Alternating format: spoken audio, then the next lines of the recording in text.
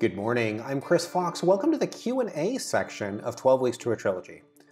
So I asked at the end of last video, could you guys make some comments about questions that you had, whether or not you wanted a Q&A session, kind of what you wanted to know about how the whole process worked. And I received a whole bunch of responses both through email and in the comments of the video.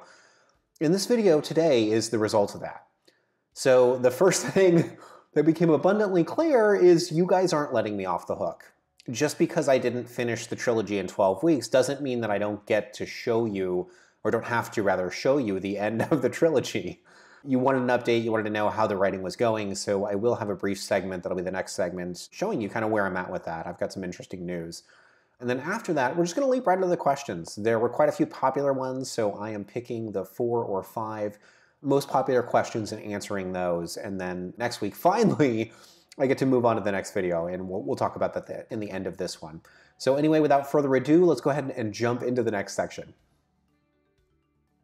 To understand what's going on with Press the Line, book 3 in the trilogy, great to see the sales numbers for the other books. So Behind the Lines and Hold the Line are doing well, but not amazing. And they settled in at a lower rank than I was hoping. I think we're probably around 3,500 in the store. Let's take a look what we are this morning. Yeah, so like 3,300. Certainly not bad. It's something that I can be proud of in a lot of ways, and I am, but it's not where I wanted it to be. It's not doing nearly as well as Destroyer did. And so I made the reluctant decision to convert this back into a trilogy, which means it's not going to be 4 or 5 books like I'd originally planned. And that meant last-minute plot surgery, which I'll show you in Scrivener in a second. The good news, if we go down in sales, so you can see I've already passed 5 figures and we're still only on the 25th. And this doesn't take into account paperback or audio sales. So things are going well. I'm making a healthy profit. The sell-through to the Void Wraith trilogy and the Void Wraith books has been amazing. You can see we've crossed, let's see if I can do basic math, $5,000 on just ebook sales. Things are going really well there. They've paid for production and have taken care of just about all the advertising. So we're kind of at a break-even point with these 2 books, but now it's all going to be raking in kind of pure profit, which is really, really nice.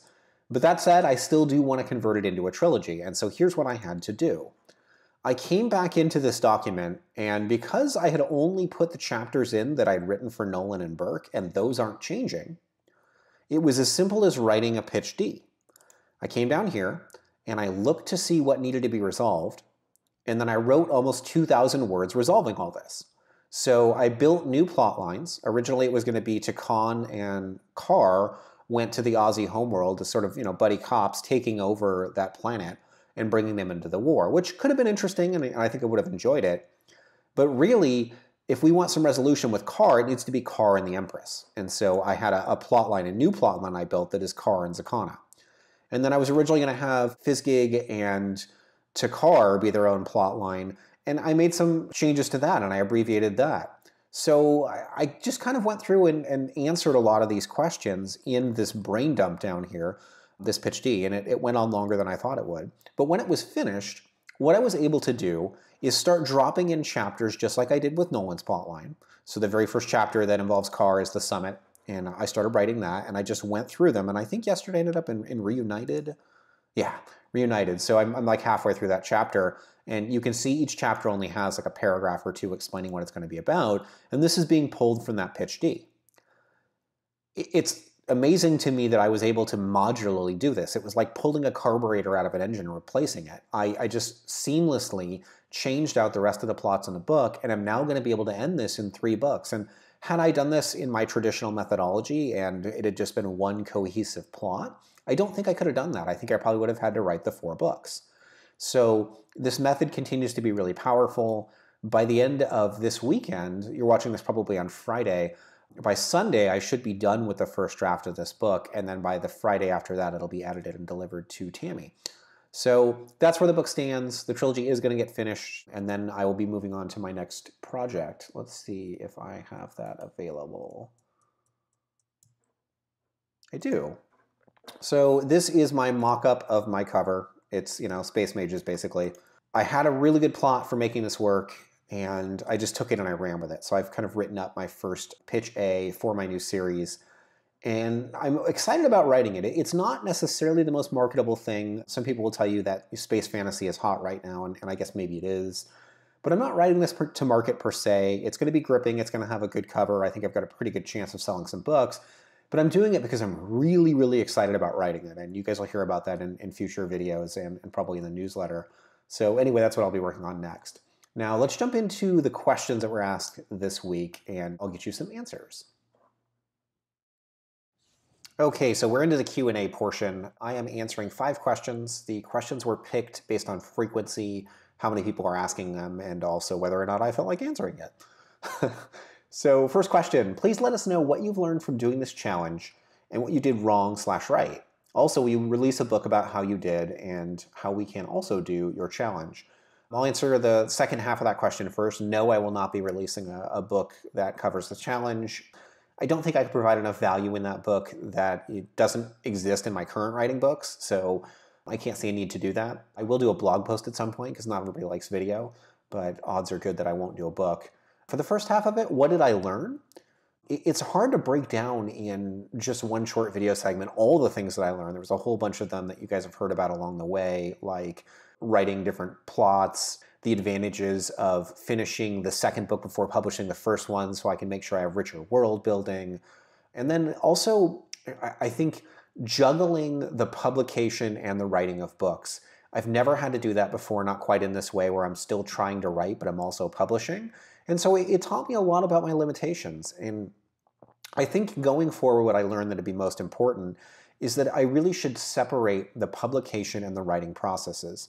So if I had to do it over, I would definitely have written the third book before publishing the first book, just so I wasn't fighting upstream kind of in both areas where I was trying really hard to launch and I was also trying really hard to finish the writing and ultimately ended up not doing either one as well as I'd like to. So I'm happy with what happened. I'm happy with what I achieved in the process. But I think that if I was going to do another 12 weeks to a trilogy, it would be 12 weeks to write a trilogy. And again, I wouldn't publish until that was over. Okay, next question.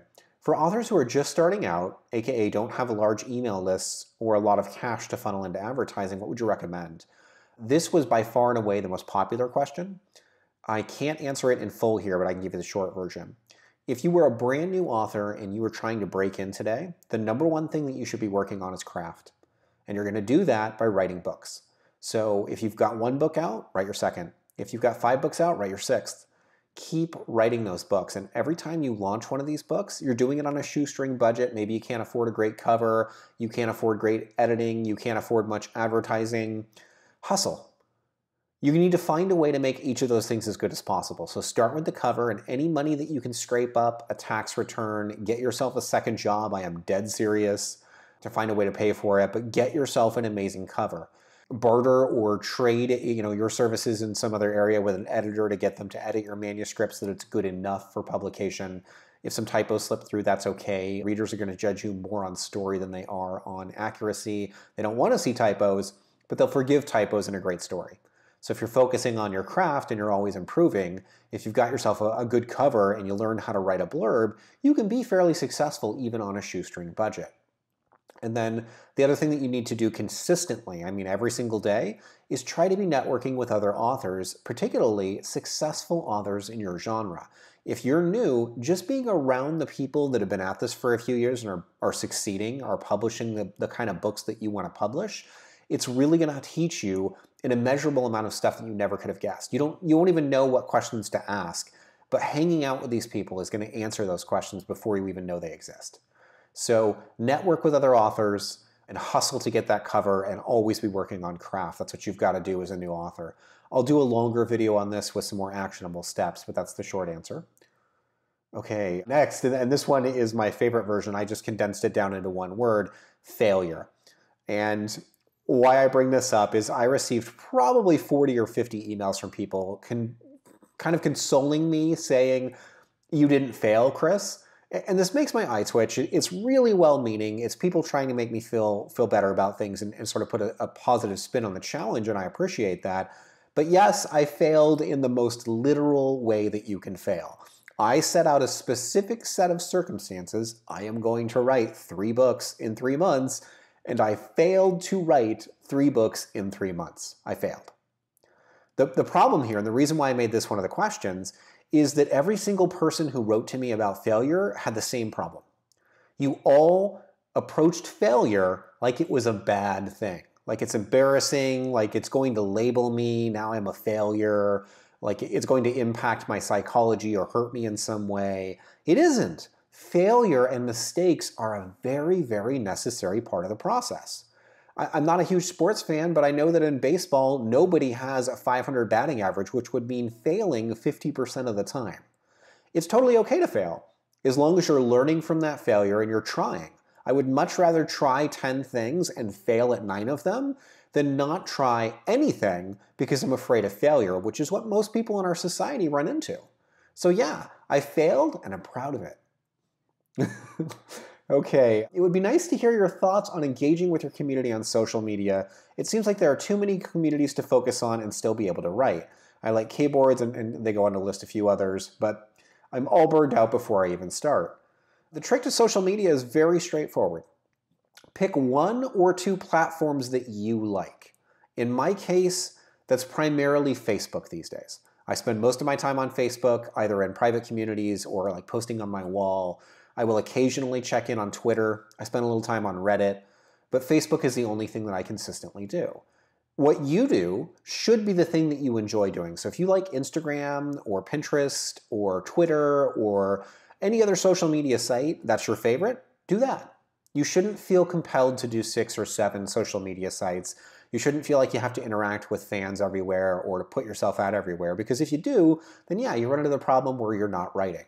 So absolutely don't feel compelled to do those things. Only do the social media that you enjoy, but at the same time, be willing to experiment. Just because you've never tried a platform doesn't mean it can't be fun. Try Twitter, see if you like it. If you don't, try something else, see if you like it. Keep doing that until you find a couple things that do work for you, and then stick with those. Okay, last questions, and I thought this one was interesting. What's your view on writing competitions? And the person in question had just submitted to one. My point of view is that they're not going to do anything for your career. If you win this writing competition, it is not going to put you in front of people who are going to magically buy your book and take it to New York and sell billions of copies. It's not going to do anything, for book sales. If you have existing books out, nobody cares that you've won some prize. However, it could do something for your self-esteem. If you apply to one of these contests and win, then that could be a lot of fun and it's validation of your writing. So if you enjoy submitting to these contests, absolutely do it. But don't feel compelled and don't feel like you're going to get any sort of benefit for your career.